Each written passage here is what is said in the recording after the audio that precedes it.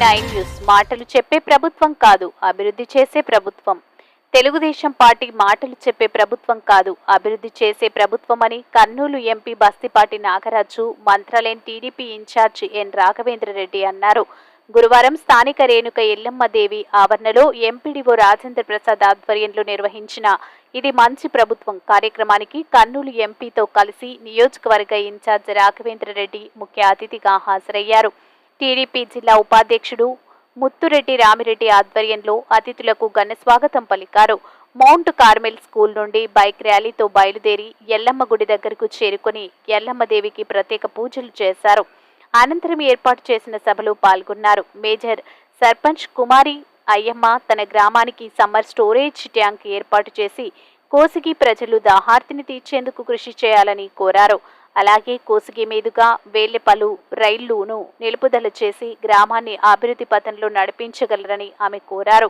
TDP నాయకులు 100 రోజుల పాలనలో తమ ప్రభుత్వం చేసిన పనిని ప్రజలకు వివరించి తమ పార్టీ అధికారంలోకి వచ్చిన వెంటనే పెన్షన్ల పెంపుపై చెప్పిన మాటకు కట్టుబడి ఒకేసారి అవ్వాతాతలు 1000 రూపాయలు పెంచడం హర్షించదగ్గ విషయమని తెలిపారు. చంద్రబాబు నాయుడు సహకారంతో కోసిగిలో ప్రధాన సమస్య అయిన రైల్వే గేట్ పై రైల్వే బ్రిడ్జ్ నిర్మించి ఇక ట్రాఫిక్ అంతరాయం లేకుండా చేస్తామని, అలాగే కొట్టాల వద్ద తెగిన వంతెన నిర్మించి రైతులకు అండగా నిలుస్తామని హామీ ఇచ్చారు.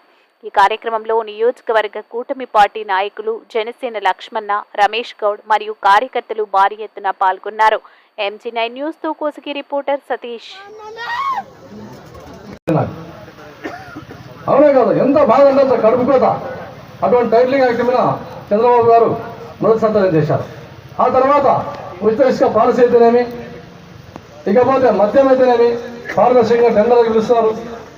అదేగాక రేపు 3 గ్యాస్ సిలిండర్లు కూడా రేపు దీపావళికి ఇస్తానని చెప్పారు. ఈ విధంగా ప్రతి పథకాన్ని మేనిఫెస్టోలో ఉండేదాన్ని ప్రతి ఒక్కదాన్ని దశల వారీగా చేసుకుంటూ పోవడానికి ముఖ్యమంత్రి చాలా కష్టపడతా ఉన్నారు. ఎందుకంటే రాష్ట్రం పరిస్థితి బాగాలేకుండా కూడా సంక్షేమం దిశ మనం అడుగులు వేయాలి. కాబట్టి ప్రజలకు ఏదైతే వాగ్దానం చేశామో ఇవన్నీ తీర్చాలని ఒక సంకల్పంతో అయినా ఇవన్నీ తూచ తప్పకుండా చేస్తానని చెప్పేసి మీకు ఈ సభ ఏదో ఒక కాసు పెట్టి పథకాలన్నీ తీసేయడం జరిగింది. పింఛన్లు అయితే చాలా మందికి తెలుగుదేశంలో మీకు అండ ఉంటా, మీ కార్యకర్తలు కూడా ఖచ్చితంగా మన గ్రామాల్లో సేవ చేయవలసిన బాధ్యత, మంచి కార్యక్రమాలు చేపట్టి తెలుగుదేశం పార్టీకి ప్రభుత్వానికి మంచి పేరు తీసుకురావడానికి ప్రతి ఒక్కరూ కష్టపడాలని చెప్పి తెలియజేసుకుంటున్నా.